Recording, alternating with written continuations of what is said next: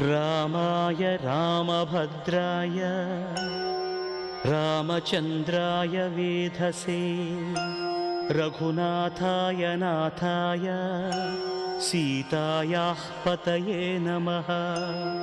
श्रीराम राम रघुनन्दन राम राम श्रीराम राम भरताग्रज राम राम श्रीराम राम रणकर्कश राम राम श्रीराम राम शरणं भव राम राम।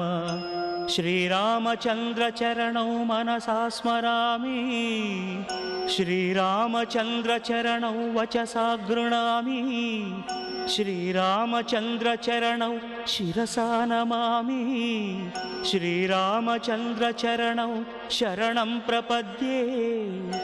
माता रामो मत्पिता रामचन्द्रः